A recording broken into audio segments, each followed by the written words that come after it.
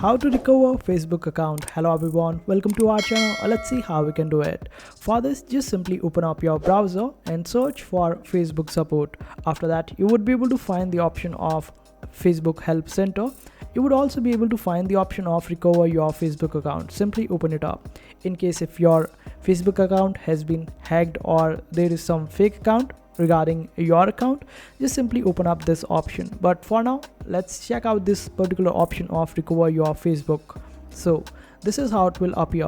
Now over here you get these steps how you can recover your Facebook account using your friends or family members account. For that, you will have to just simply log into your Facebook account of family or friend. After that, open up the profile that you want to recover and then click on the three dots below your cover photo, and you would be able to find the option of find support or report profile. Just simply click on it, then click on the option of something else, then select the option of next, and this way you would be able to find the option of recover this account. Simply click on it and follow these steps and you would be able to recover it.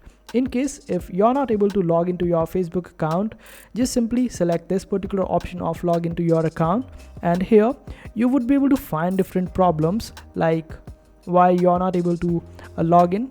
Just simply click on it, then click on this option of facebook.com and you would be able to log into your account.